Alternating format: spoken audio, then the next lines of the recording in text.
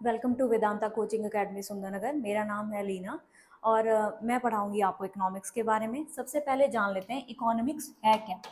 ठीक है, इकोनॉमिक्स जिसे हम हिंदी में अर्थशास्त्र कहते हैं वो है क्या।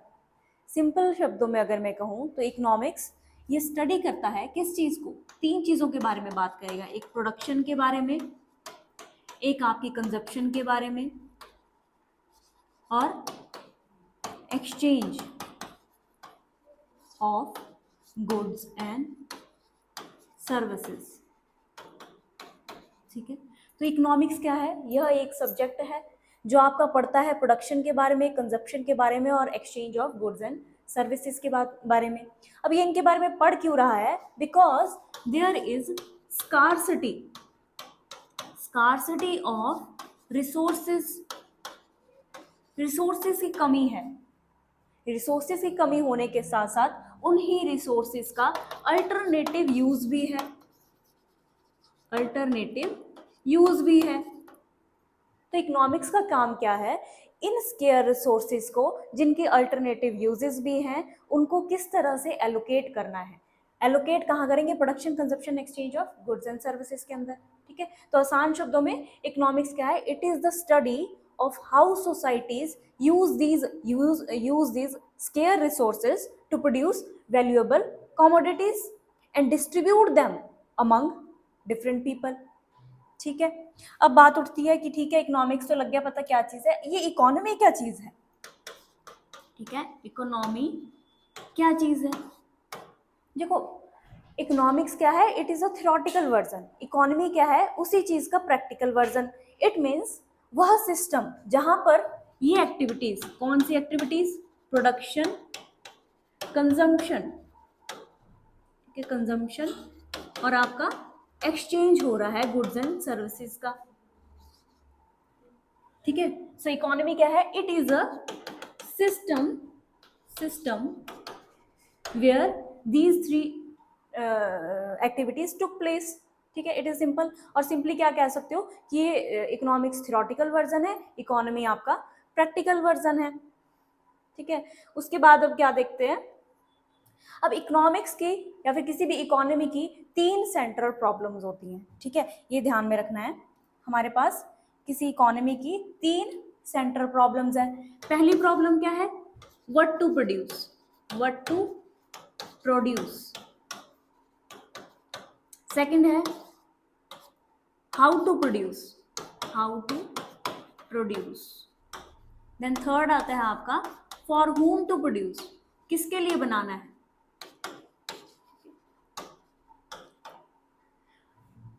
व्हाट टू प्रोड्यूस, प्रोड्यूस क्या करना है, कैसे प्रोड्यूस करना है, और साथ में उसको किसके लिए बनाना है, किसके लिए प्रोड्यूस कर रहे हो। ठीक है, ये तीन बेसिक प्रॉब्लम्स आती हैं किसी भी इकोनॉमी के अंदर। इसके अलावा कुछ और प्रॉब्लम्स होती हैं जिनको हम अभी डिटेल में करेंगे।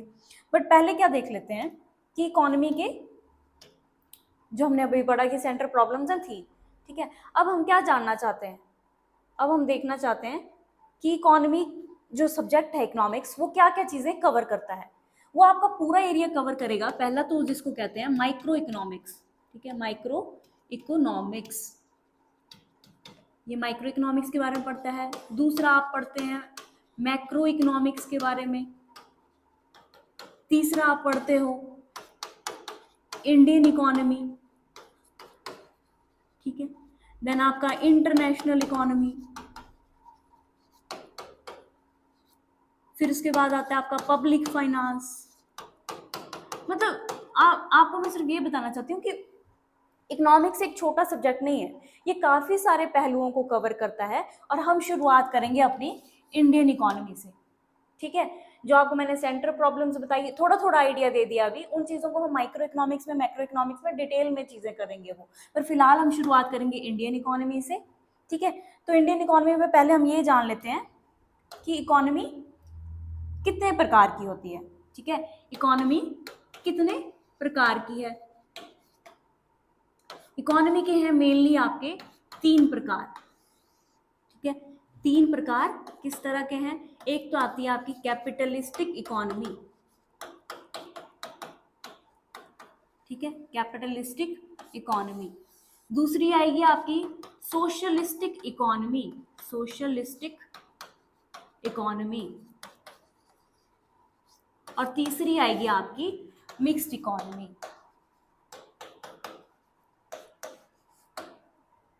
ठीक है, ये एक आधार है इकोनॉमी को डिवाइड करने का। अगर मैं बात करूंगी सेक्टर्स की तो अगेन इकोनॉमी को 3 पार्ट्स में डिवाइड कर सकते हैं, पर उसको मैं अभी फर्दर ऑन इसके बाद डिटेल में आपको समझाती हूँ। ठीक है, तो पहले हम देख लेते हैं कि इकोनॉमी के प्रकार कितने हैं। ये हैं 3, कैपिटलिस्टिक इकोनॉमी, सोशलिस्टिक इकोनॉमी और मिक्स्ड इकोनॉमी। अब देखो कैपिटलिस्टिक, ये नाम में ही आपको बता रहा है, नाम में ही क्या पता चल रहा है कि कैपिटल के ऊपर ज्यादा फोकस है, यहाँ पे सोशल मतलब सोसाइटी के ऊपर ज्यादा है, यहाँ पे मिक्स है।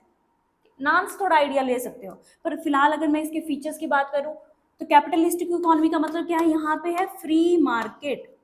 किस तरह की मार्केट है, मार्केट फ्री है, किसी तरह की रिस्ट्रिक्शंस नहीं है, तो कह सकते हो लेजे फेयर, लेजे फेयर, जिसका मतलब है गवर्नमेंट की रिस्ट्रिक्शन नहीं है। यहाँ पे मैं छोटे में लिख देती हूँ कि नो रिस्ट्रिक्शंस। ठीक है, गवर्नमेंट की कोई रिस्ट्रिक्शंस नहीं है। तीसरा क्या आता है इसमें, प्रॉफिट मैक्सिमाइजिंग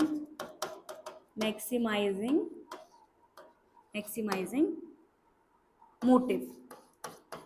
इनका मेन मोटिव क्या है, प्रॉफिट को मैक्सिमाइज करना। ठीक है, प्राइजेस कैसे डिसाइड होते हैं किसी भी कमोडिटी के, डिमांड और सप्लाई आपस में इंटरेक्ट करती हैं और प्राइजेस डिसाइड होते हैं। तभी मैं कह रही हूँ कि मार्केट कैसी है, फ्री मार्केट से मेरा मतलब है कोई मैनिपुलेशन नहीं हो रही है गवर्नमेंट के थ्रू, किसी भी तरह से इंटरप्शन नहीं हो रही है वहां पे। और दूसरा ये क्या करता है, ये एनकरेज करता है आपके कंपटीशन को, इट एनकरेजेस कंपटीशन। ठीक है, इसमें इतना याद रख लेंगे वही आपके लिए काफी है। साथ में ये जान लो कैपिटलिस्ट इकोनॉमी का जो कंसेप्ट है वो दिया है आपके एडम स्मिथ ने। एडम स्मिथ को फादर ऑफ इकोनॉमिक्स भी कहा जाता है, फादर ऑफ इकोनॉमिक्स। ठीक है, ये चीजें याद रख लो कि कैपिटलिस्ट इकोनॉमी कैसी है, जहां पे फ्री मार्केट है। सेकेंडली वहां पे लेज़र फेयर है, जिसका मतलब वहां पे कोई तरह की गवर्नमेंट की रिस्ट्रिक्शन नहीं है। तीसरा, उनका मेन पर्पस प्रॉफिट को मैक्सिमाइज करना होता है। और चौथा, वो एनकरेज करता है कंपटीशन को। अब इसके साथ ही ये कंसेप्ट दिया किसने है, एडम स्मिथ ने दिया है। फर्स्ट टाइम जिसको कह सकते हो किसी कंट्री ने इसको अडॉप्ट किया वो थी आपकी यूएसए। ठीक है, यूएसए जैसे ही आजाद हुआ 1776 के अराउंड, उसने कैपिटलिस्ट इकोनॉमी को अपना मेन इकोनॉमी चूज किया। ठीक है, देन फादर ऑफ इकोनॉमिक्स कौन कहलाते हैं, एडम स्मिथ। इनकी बहुत ही फेमस एक बुक रही है, उसका नाम भी चाहे मैं आपको बता देती हूँ, उसका नाम है enquiry into the nature and causes of wealth of Nations. ठीक है, ये आपकी आई थी 1776 के अराउंड। अब बात करते हैं सोशलिस्टिक इकोनॉमी की। अब देखो सोशलिस्टिक इकोनॉमी क्या है, यहाँ पे फ्री मार्केट थी, ओनरशिप किसी की नहीं थी। ठीक, ओनरशिप तो थी पर रिस्ट्रिक्शंस नहीं थी। यहाँ पे इसका उल्टा हो जाएगा, ये टोटली अपोजिट जाएगी आपकी। किस तरह की मार्केट है, सोशलिस्टिक मार्केट है, सोशलिस्टिक मार्केट। ठीक है, तो ओनरशिप किसकी है, स्टेट की, ओनरशिप है स्टेट की। और तीसरा क्या आएगा इसके अंदर, इनका मेन मोटिव जो है वो प्रॉफिट कमाना नहीं, सोसाइटी के लिए काम करना है। ठीक है, तो सोशल वेलफेयर इसका मेन मोटिव है, सोशल वेलफेयर। ठीक है, सोशल वेलफेयर इसका मेन मोटिव है। अब उसके बाद क्या है, गवर्नमेंट का कंट्रोल। हमारे पास 3 प्रॉब्लम्स की मैंने बात की, what to produce, how to produce, for whom to produce. Capitalistic economy, इन तीनों का डिसीजन कौन ले रहा है आपका, ये लेगा मार्केट। ठीक है, मार्केट बेस्ड इकोनॉमी है, तीनों का डिसीजन कौन ले रहा है, मार्केट। गवर्नमेंट का कोई रोल नहीं है यहाँ पे। ये तीनों का decision, what to produce, how to produce, for whom to produce, ये तीनों डिसीजन लिए जाएंगे आपके गवर्नमेंट के द्वारा, स्टेट के द्वारा। ठीक है, इस कॉन्सेप्ट को आपके दिया है कार्ल मार्क्स ने। ठीक है, कार्ल मार्क्स ने इसको दिया था। और सबसे पहले यूएसएसआर जो आपका सोवियत संघ है उसने इसको अडॉप्ट किया था। ठीक है, उसके बाद आता है मिक्स्ड इकोनॉमी। अब मिक्स्ड इकोनॉमी आपको शब्द से ही पता चल रहा है ये मिक्सचर होगा। मिक्सचर होगा किसका? आपके कैपिटलिस्ट का और सोशलिस्ट का। ठीक है, तो इसमें क्या हो रहा है, गवर्नमेंट भी साथ में काम कर रही है प्लस आपका प्राइवेट सेक्टर भी काम करेगा। ठीक है, दोनों मिलके काम कर रहे हैं। ठीक है, what to produce, how to produce, for whom to produce, इसका डिसीजन दोनों मिलके लेंगे। कुछ श्रेणियां जो है वो प्राइवेट सेक्टर के पास रहेगी, कुछ श्रेणी जो है वो गवर्नमेंट के पास रहेगी। गवर्नमेंट के अगर आप बोला जाए तो गवर्नमेंट के कितने काम होते हैं? ठीक है, गवर्नमेंट के हैं मेनली 3 काम। ठीक है, गवर्नमेंट के क्या है? 3 काम है। गवर्नमेंट के 3 काम क्या हो सकते हैं? पहला काम आता है रेगुलेशन का। गवर्नमेंट के 3 काम हैं, एक है रेगुलेशन, दूसरा है पब्लिक गुड, पब्लिक गुड्स की प्रोडक्शन। ठीक है, तीसरा आ सकता है प्राइवेट गुड्स की प्रोडक्शन। ठीक है, मिक्स्ड इकोनॉमी क्या कहती है? आप रेगुलेशन करो, ठीक है, सरकार रेगुलेशन करेगी, ओके, आप पब्लिक गुड्स भी प्रोड्यूस कर सकते हो, पर प्राइवेट गुड्स कौन प्रोड्यूस करेगा? जो है आपका प्राइवेट सेक्टर। ठीक है, तो मिक्स्ड इकोनॉमी का कंसेप्ट। और फिर ये नजर में आया क्यों? ठीक है, इसको देख लो, जो आपका मिक्स्ड इकोनॉमी है ये एग्जिस्टेंस में क्यों आई? इन द 1929 ग्रेट डिप्रेशन हुआ। ठीक है, ग्रेट डिप्रेशन का ईयर था। कहां से शुरुआत हुई इसकी? यूएसए से इसकी शुरुआत हुई थी।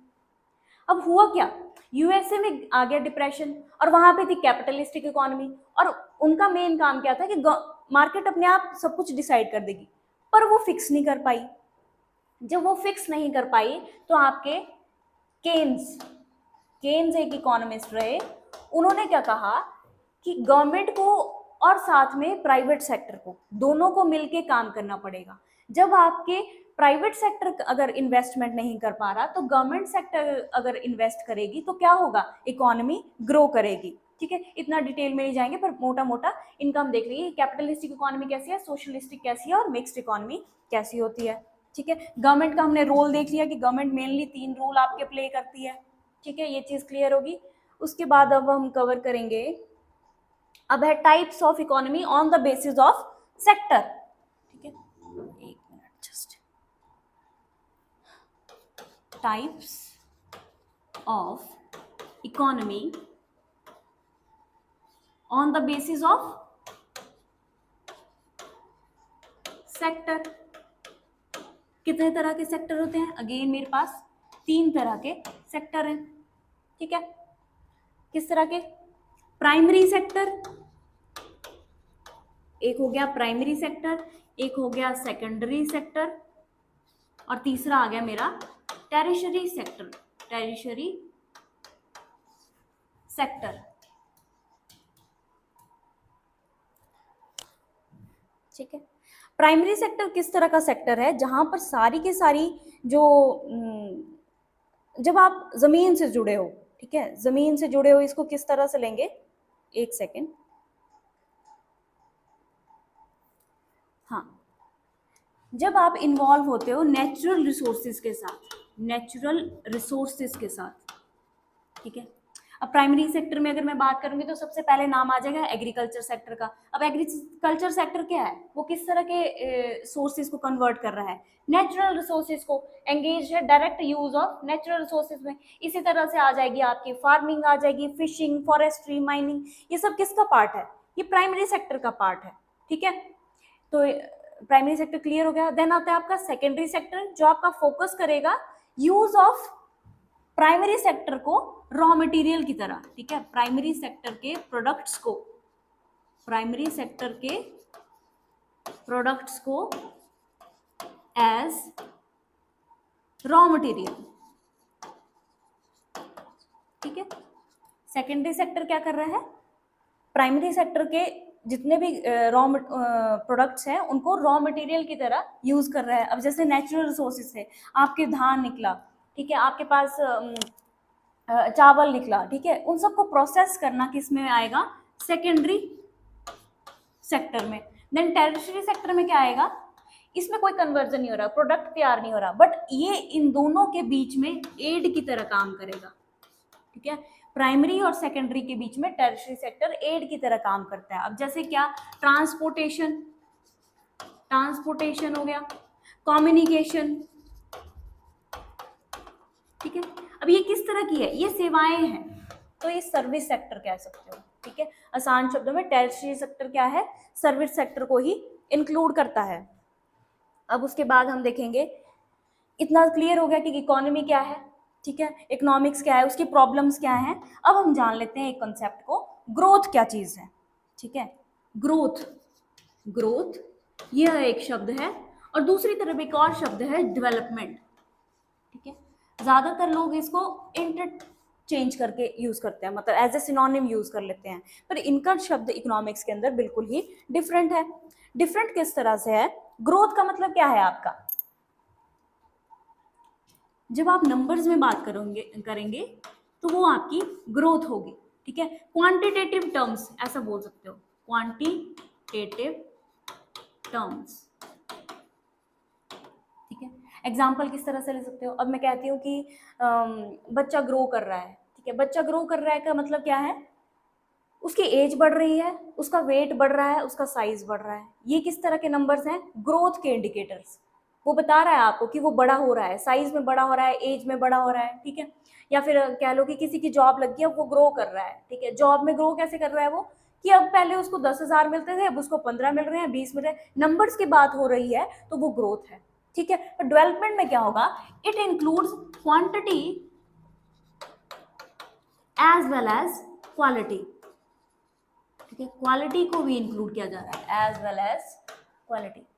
डेवलपमेंट में किस तरह से होगा, अगर मैं अपने बच्चे को स्कूल भेजती हूँ, ठीक है, उसको अदर स्पोर्ट्स एक्टिविटीज में इंक्लूड करती हूँ, तो क्या कहेंगे कि बच्चे की डेवलपमेंट हो रही है, अब उसका जो थिंकिंग प्रोसेस है वो ज़्यादा अच्छा हो रहा है, अब उसकी इंटेलेक्चुअल पावर्स जो है वो बढ़ रही हैं, तो ये क्या कहलाएगा, डेवलपमेंट का पार्ट। और डेवलपमेंट कैसी हुई, ग्रोथ तो हो ही रही है, ग्रोथ इंक्लूडेड है, प्लस उसमें क्वालिटी आ गई, ठीक है, तो वो चीज़ होगी डेवलपमेंट में। अब हम देखते हैं कि इसको मेजर कैसे करोगे, ग्रोथ को मेजर करना है नेशन के अकॉर्डिंग देखेंगे, अगर हम यही कंसेप्ट नेशन में होगा अप्लाई, ग्रोथ नेशन में किस तरह से देखोगे और डेवलपमेंट किस तरह से देखोगे।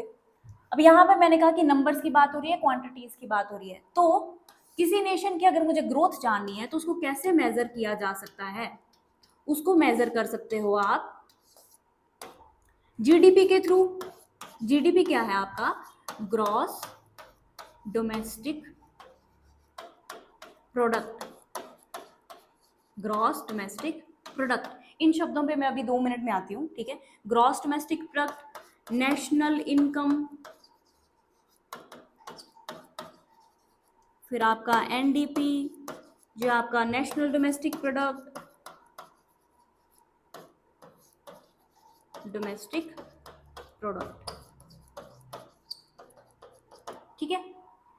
ग्रॉस डोमेस्टिक प्रोडक्ट क्या है, इसका मतलब है मेरे एक 3 शब्द हैं, ग्रॉस, डोमेस्टिक और प्रोडक्ट, ठीक है। ग्रॉस का मतलब क्या है, आसान शब्दों में टोटल, ठीक है। टोटल क्या, आउटपुट, ठीक है। ग्रॉस का मतलब है टोटल आउटपुट। डोमेस्टिक का मतलब है मेरी टेरिटरी के अंदर, मेरी जो जियोग्राफिकल टेरिटरी है, इंडिया की टेरिटरी है, जहां पे मेरी बाउंड्री खत्म होती है, उसके उसके अंदर अंदर जो भी प्रोडक्शन हो रही है वो मेरी डोमेस्टिक टेरिटरी में आएगा, ठीक है। और प्रोडक्ट का मतलब क्या है, गुड्स एंड सर्विसेज बोथ, ठीक है। तो इसका क्या मतलब हो गया, टोटल आउटपुट जितनी प्रोड्यूस हो रही है with in a country, with in my country, with in my boundary, goods and services की, उसको मैं इंक्लूड कर दूंगी जीडीपी के अंदर। वो आ गया आपका सिंपल शब्दों में gross domestic product. National income का मतलब क्या है, पूरे नेशन की मेरी कितनी इनकम हो रही है, ठीक है। पूरे नेशन की मेरी कितनी इनकम हो रही है उसको जानना ही नेशनल इनकम कहलाएगा। तीसरा आता है एनडीपी, नेशनल डोमेस्टिक प्रोडक्ट। यहाँ पे थोड़ा सा टेक्निकल सा पॉइंट आ जाता है, पर मैं आपको बता देती हूँ वो चीज़ भी, ठीक है। ग्रॉस डोमेस्टिक प्रोडक्ट और नेशनल डोमेस्टिक प्रोडक्ट देखो सुनने में सेम लग रही है, बस यहाँ पे ग्रॉस है और यहाँ पे नेशनल है, ठीक है। सॉरी, नेशनल नहीं, यहाँ पे होना था नेट, एक सेकेंड, एक मिस्टेक हो गई है, ठीक है, इसको मैं करेक्ट कर देती हूँ। यहाँ पे आता है नेट, यहाँ पे शब्द होना था नेट डोमेस्टिक प्रोडक्ट, ठीक है। शब्द क्या है, ग्रॉस और नेट, ठीक है। ग्रॉस से अब नेट पे आना है तो क्या कर सकते हो, जब भी ग्रॉस से नेट पे आना होगा आप डेप्रिसिएशन को वहां से हटा दोगे, ठीक है, डेप्रिसिएशन को हटा देंगे। अब इसको एक सिंपल से एग्जांपल की तरह देखो, ठीक है। सपोज करो आपने कोई गाड़ी ली, आपने फोन लिया, ठीक है, आपने फोन ले लिया 20,000 का, फोन लिया मैंने 20,000 का। अब क्या अगर मैं कल को इस फोन को बेचने जाऊंगी तो मुझे क्या ये पूरे 20,000 रुपए मिलेंगे इस फोन के? नहीं मिलेंगे। इसकी जगह मुझे थोड़े कम पैसे मिलेंगे। सपोज मेरे को मिलते हैं 18,000 रुपए, ठीक है, 20,000 का मैंने खरीदा पर मेरे को मिल कितने रहे हैं अब? 18,000 रुपए। तो ये 18,000 रुपए, इसमें 2,000 जो माइनस हुए वो क्या था? वो था wear and tear. Wear and tear का मतलब क्या है कि कुछ उसमें खराबी आ गई या फिर कुछ भी हो सकता है, मैंने उसको यूज किया, ठीक है, इतने टाइम तक, तो क्या हुआ, मेरे से पैसे कट कर दिए गए 2,000 रुपए।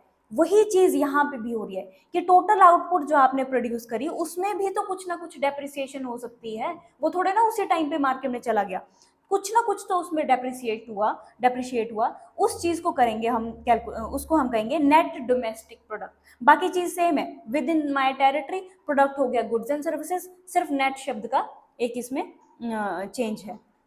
इस टॉपिक को हम जब अपना नेशनल इनकम का पार्ट करेंगे मैक्रो इकोनॉमिक्स में, उसमें हम डिटेल में इसको पढ़ेंगे, पर फिलहाल आपको मैं क्योंकि ग्रोथ करवा रही हूँ, आपको थोड़ा सा मीनिंग क्लियर हो इसलिए मैंने इसको एक बार फिर से डिफाइन कर दिया, ठीक है। अब now understand the word development, ठीक है। अब जैसे मैंने इसके मेजर्स देखे, किस तरह से इसको नापा जा सकता है, थ्रू जीडीपी, नेशनल इनकम और नेट डोमेस्टिक प्रोडक्ट के थ्रू। अब इसके लिए मुझे क्या चाहिए, इसके मेजर्स क्या, पहले तो इसके डायमेंशंस की बात करें, ये किन की बात कर रहा है कि इसके डायमेंशंस क्या हैं। इसके डायमेंशंस है, पहला तो हेल्थ की बात करेगा कि हेल्थ कैसी है। दूसरा ये बात करेगा इकोनॉमिकली आप कितने स्ट्रांग हो, इकोनॉमिकली, ठीक है, इकोनॉमिकली देखना चाहता है। तीसरा ये सोशली देखना चाहता है, ठीक है, इन शब्दों को मैं डिफाइन करूंगी अभी 2 मिनट में, सोशली कैसे हो, ठीक है। देन पॉलिटिकली, ये आपके 4 डायमेंशन आ गए। 4 डायमेंशन मतलब 4 दायरे हैं जिनमें आप डेवलपमेंट को देख सकते हो होता हुआ। अब ये कंट्री की बात हो रही है, कंट्री में मैं ये जानना चाहती हूँ कि लोगों की हेल्थ कैसी है। अगर हेल्थ अच्छी होगी तो मतलब कंट्री भी ग्रो करेगी, ठीक है। अगर उनकी हेल्थ कंडीशन अच्छी है, उनको कोई बीमारी नहीं है ऐसी सेवर जैसी, ठीक है, तो वो क्या करेंगे, वो ज्यादा कंट्रीब्यूशन कर सकते हैं अपना कंट्री की नेशनल इनकम को बढ़ाने के लिए। दूसरा क्या हो सकता है, इकोनॉमिकली दायरा किस तरह का है, किस तरह के लोग ज्यादा हैं, क्या मिडिल क्लास के लोग ज्यादा हैं या लोअर क्लास के लोग ज्यादा हैं या फिर हायर क्लास के लोग ज्यादा हैं, ठीक है। उस कैटेगरी से मुझे क्या पता चलता है, इकोनॉमी की डायरेक्शन, अगेन इस चीज में हेल्प मिल देगी। ये आपका ग्रोथ वाला पार्ट आ गया इकोनॉमिकली में जो आएगा, ठीक है। तीसरा आता है सोशली। सोशली का मतलब है एक सोसाइटी के अंदर कितनी डाइवर्जन है, विद इन अ सोसाइटी कितनी डाइवर्जन है, किस तरह के लोग हैं वहां पे, क्या रिलीजन के बेस पे वहां पे डिस्क्रिमिनेशन हो रहा है, क्या कास्ट के बेस पे वहां पे डिस्क्रिमिनेशन हो रहा है, सभी तबके के लोग आपस में किस तरह से रह रहे हैं। अब ये चीज क्यों जरूरी है डेवलपमेंट के लिए, सी किसी भी सोसाइटी में अगर आपको रेस्ट चाहिए, मतलब आप चाहते हो कि सोसाइटी में शांति बनी रहे, पीस बना रहे, इन फैक्टर्स को जानना जरूरी होता है। चौथा आता है आपका पॉलिटिकली। पॉलिटिकली का मतलब क्या है, स्टेबिलिटी कितनी है, स्टेबिलिटी कितनी है मेरी गवर्नमेंट के अंदर। अगर गवर्नमेंट बार बार चेंज होती रहेगी तो ऑब्वियसली क्या है, एक सोसाइटी के अंदर अनरेस्ट क्रिएट होता है, और सोसाइटी का अनरेस्ट जो है वो ग्रोथ के लिए या फिर डेवलपमेंट के लिए अच्छी चीज नहीं होती है। तो पॉलिटिकली अगर किसी भी कंट्री के अंदर स्टेबिलिटी होगी तो वहां पर डेवलपमेंट के चांसेस बढ़ जाते हैं, ठीक है। उसके बाद हम देखते हैं डेवलपमेंट के, हमने डायमेंशन देख लिया, अब हम उसके मेजर देख लेते हैं, ठीक है। मेजर्स को चेक कर लेते हैं, बहुत ऊपर चला गया, अब ठीक है। हाँ, ये आए आपके मेजर्स ऑफ डेवलपमेंट। आप कैसे जानेंगे, कैसे नापेंगे इस डेवलपमेंट को, आपके पास ना डिफरेंट इंडेक्सेस होते हैं इसके लिए, डिफरेंट तरह के इंडेक्सेस होते हैं जिसके थ्रू आपको पता चल सकता है कि ओके ये चीज़ बढ़ गई तो मतलब कंट्री के अंदर डेवलपमेंट हो रही है। सबसे पहले जो इसमें आता है वो आता है आपका ह्यूमन डेवलपमेंट इंडेक्स। सी ये वाला इंडेक्स एग्जाम के पॉइंट ऑफ व्यू से काफ़ी इंपॉर्टेंट रहता है। पहले हम जान लेते हैं ह्यूमन डेवलपमेंट इंडेक्स है क्या। ये बनाया गया था आपके अराउंड 1990 में, ठीक है। अमर्त्य सेन जिसमें दो नाम आते हैं, अमर्त्य सेन आता है और दूसरा आता है आपका महबूब अल हक। ठीक है, ये दो इकोनॉमिस्ट रहे हैं जिन्होंने ह्यूमन डेवलपमेंट इंडेक्स को बनाने में हेल्प की है, और इसको लेटर ऑन अडॉप्ट किया है आपके यूएनडीपी ने। ठीक है, यूएनडीपी ने, यूनाइटेड नेशन डेवलपमेंट प्रोग्राम। अब ये बोलता क्या है ह्यूमन डेवलपमेंट इंडेक्स? वो था कि अगर आप जानना चाहते हो कि आपकी डेवलपमेंट कितनी हो रही है, आपको 3 इंडिकेटर्स ध्यान में रखने होंगे, और वो 3 इंडिकेटर्स क्या हैं? पहला तो आता है आपका हेल्थ, जिनकी मैं पहले बात कर चुकी हूँ, हेल्थ। दूसरा है आपका स्टैंडर्ड ऑफ, दूसरा तीसरा 3 है, स्टैंडर्ड ऑफ लिविंग, और तीसरा आता है आपका एजुकेशन। ठीक है, वो थे कि हेल्थ के बारे में जान लो, स्टैंडर्ड ऑफ लिविंग के बारे में जान लो, एजुकेशन के बारे में जान लो। अगर आपकी ये 3 चीज़ें अच्छी जा रही हैं तो मतलब आपका क्या है, विकास हो रहा है। हेल्थ किस तरह से देखेंगे कि जिस टाइम पर बच्चा पैदा हुआ, मैं क्या मान के चलूँ इसकी एज क्या होगी, वो कितने साल तक जिएगा। इंडिया में मानी जाती है ये एज आई है अभी 72 ईयर्स तक की। ठीक है, 72 साल हम मान के चलते हैं, अगर कोई पैदा हो रहा है आराम से वो 72 ईयर्स तक जिएगा। अगर मैं बात करूँ आज़ादी से पहले की, ठीक है, तो उस टाइम पर हमारी ये क्या थी, अराउंड 35 ईयर्स ओनली 35 ईयर्स। अब हम कहाँ पहुंच चुके हैं, 72 ईयर्स पे। दूसरा होता है standard of living. Standard of living किस तरह से पता चलेगा मुझे, कि उसकी इनकम कितनी है, इनकम के थ्रू ही आप स्टैंडर्ड ऑफ लिविंग जान पाएंगे। फिर तीसरा आता है आपका एजुकेशन। एजुकेशन क्या है, 2 पार्ट्स में देख सकते हो कि कितने साल आप एजुकेशन में एनरोल रहे। ठीक है, कितने साल आपने लगाए स्कूल के अंदर। ये है इंडिया में अराउंड 13 ईयर्स के। ठीक है, ये चीज़ होगी। और कितने ड्रॉप आउट्स हैं, कितने लोग बीच में ही छोड़ दे रहे हैं, ये चीज़ें देखते हैं हम ह्यूमन डेवलपमेंट इंडेक्स में। इंडिया का रैंक इसमें है 130, 130th आउट ऑफ 193 कंट्रीज। ठीक है, ये आपका एग्जाम पॉइंट ऑफ व्यू से किस तरह से इंपॉर्टेंट होता है कि समटाइम्स रियाज की एचडीआई बनाता कौन है, तो आप बोल दोगे यूएनडीपी बना रहा है, यूएनडीपी बना रहा है, और इसको पहली बार जिसके जो इकोनॉमिस्ट है जिनका नाम जोड़ा जाता है वो आ गया आपका अमर्त्य सेन, और दूसरे आ गया आपके महबूब अल हक। महबूब अल हक जो है वो पाकिस्तानी है, अमर्त्य सेन जो है वो इंडियन है। देन आता है आपका किसके इंडिकेटर्स क्या है, 3 मेरे इंडिकेटर्स हैं। एक है हेल्थ, जिसमें मैं जानती हूँ कि कितने साल तक वो जिएगा, लॉन्जिटिविटी ऑफ लाइफ कितनी है, कितने उम्र तक वो जी सकता है। दूसरा आएगा स्टैंडर्ड ऑफ लिविंग, उसको मैं इनकम के थ्रू जानूंगी। तीसरा आता है मेरा एजुकेशन, जो कि है अराउंड 13 ईयर्स। एजुकेशन से मेरा मतलब है कितने साल वो स्कूल के अंदर एनरोल रह रहा है। ये चीज़ क्लियर होगी। अब उसके बाद दूसरा और क्या तरीका हो सकता है मेरा ये जानने का कि डेवलपमेंट हो रही है नहीं। देखो, दूसरा किसी भी और चीज़ को जाने ना जाने, पर हमें पता होना चाहिए कि जेंडर इनइक्वालिटी कैसी है। Gender inequality, inequality index. Gender inequality index ये क्या बता रहा है आपका, इसी तरह से एक और इंडेक्स भी है सिमिलर सा, वो है आपका जेंडर डेवलपमेंट इंडेक्स।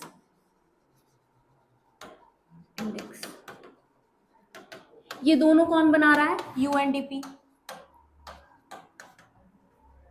अब देखो, हमने पहले देख लिया कि ह्यूमन लेवल पे तो हम देख ले रहे हैं कि हाँ ठीक है, कितनी उम्र होनी चाहिए, कितना उसका लाइफ कितनी है।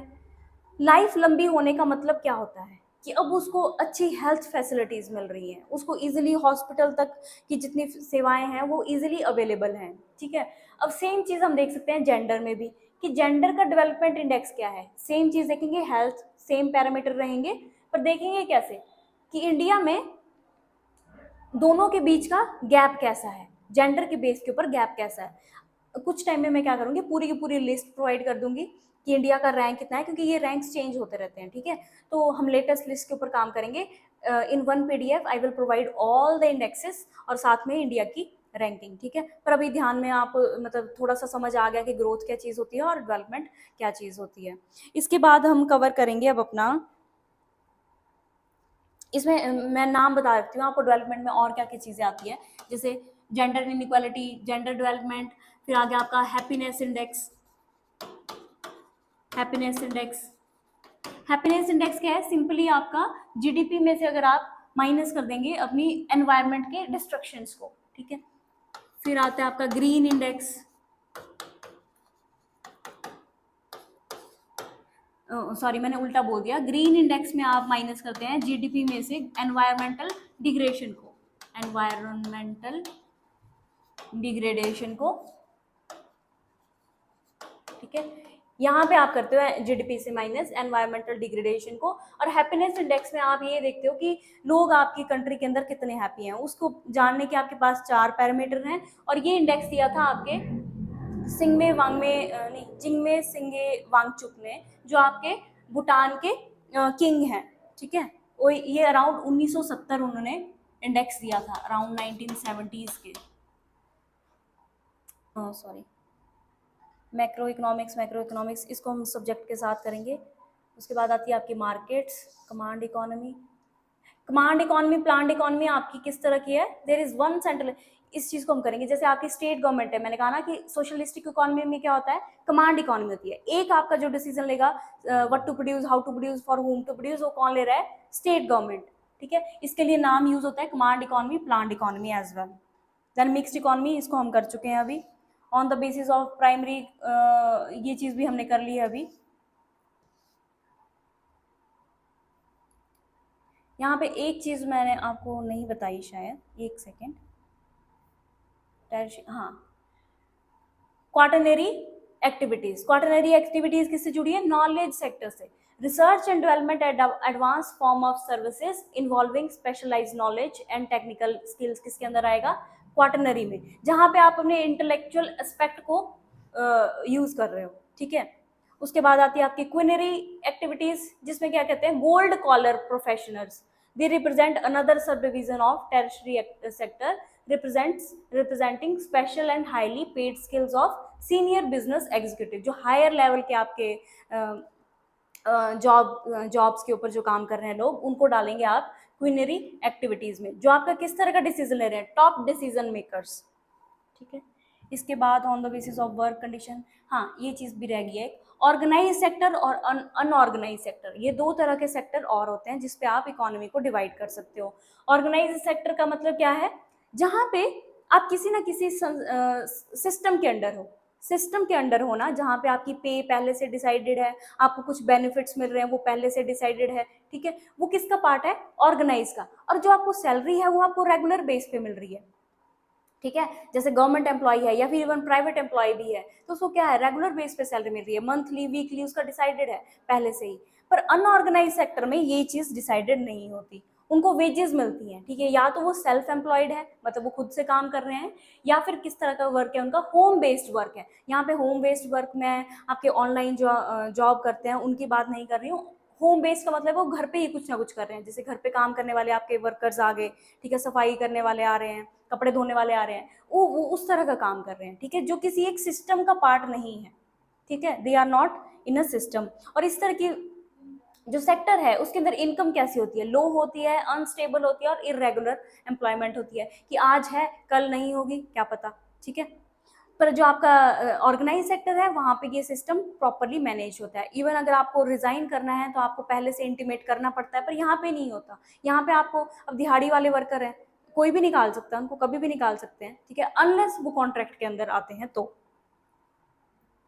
उसके बाद रहता है हमारा on the basis of assets of owner, public sector, private sector, public private partnership. ये उस तरह से देख लो कि पब्लिक सेक्टर में क्या है, ओनरशिप रहेगी गवर्नमेंट की, सारा का सारा कार्यभार जो होगा वो गवर्नमेंट के अंडर होगा, सारे डिसीजन जो होंगे, what to produce, how to produce, वो सारे कौन ले रहा है, गवर्नमेंट लेगी। पर प्राइवेट सेक्टर के अंदर क्या है, ओनरशिप वो है प्राइवेट सेक्टर की। Assets and delivery of services is in the hands of private individual और अ कंपनी, ठीक है। सिमिलरली पब्लिक प्राइवेट पार्टनरशिप में, जैसे हमने मिक्स्ड इकोनॉमी के अंदर देखा था, दोनों की पार्टनरशिप रहेगी। दोनों की पार्टनरशिप कैसे रहती है, अब देखो हमने पीएसयूज देखी है अपनी, पब्लिक सेक्टर अंडरटेकिंग्स, वो पब्लिक सेक्टर की अंडरटेकिंग कहलाएगी जब तक उसका 51% से ऊपर का शेयर है, ठीक है। अगर 51% से ऊपर है तो वो पब्लिक सेक्टर अंडरटेकिंग होगी। अगर उसकी 50 से कम की है, 51 से कम की है, तो वो प्राइवेट सेक्टर अंडरटेकिंग होगी। पर अगर दोनों का शेयर है, दोनों अपने हिसाब से काम कर रहे हैं, आधा आधा बांट के, तो वो क्या होगी, पब्लिक प्राइवेट पार्टनरशिप के अंडर आ जाएगी। अब इसके बाद आपका रहता है इकोनॉमिक ग्रोथ, इकोनॉमिक डेवलपमेंट, मैंने इसको काफी डिटेल में आपको करवा दिया। डोमेस्टिक टेरिटरी ये भी हमने कर लिया, पर इस वाले पार्ट को मैं जैसे कह रही हूँ, मैं मैक्रो इकोनॉमिक्स के साथ आपको ज़्यादा डिटेल में करवाऊंगी। ये कुछ हिस्टोरिकल डेवलपमेंट फैक्ट्स हैं। जैसे कि फर्स्ट एस्टिमेट किसने किया था नेशनल इनकम का, वो किया था दादा भाई नौरोजी ने 1857 से 68 के बीच में। और उनकी जो मोस्ट पॉपुलर बुक रही है इसके रिगार्डिंग वो है poverty and un British rule in India. उसके बाद आता है 1931 से 32 के टाइम पीरियड, जहाँ पे VKRV राव जी ने फर्स्ट साइंटिफिक एस्टिमेट किया था। ये नेशनल इनकम की बात हो रही है, ठीक है। देन 1948 से 49 में national income first time count होना शुरू हुई, और ये आया आपके किस डिपार्टमेंट के अंदर, मिनिस्ट्री ऑफ कॉमर्स के। फिर आता है आपका 1949 का नेशनल कमेटी इसमें सेटअप की गई, और उसके जो चेयरपर्सन थे वो थे PC महालनोबिस। PC महालनोबिस का नाम जो है याद रख लेना, क्योंकि ये हम लेटर ऑन आगे अपने प्लानिंग्स जब पढ़ेंगे उसमें भी यूज़ होगा, ठीक है, उसमें भी आएंगे। देन ये सेंट्रल स्टैटिस्टिकल ऑर्गेनाइजेशन, इसको हम नेक्स्ट क्लास में करते हैं, ठीक है। अभी तक के लिए थैंक यू।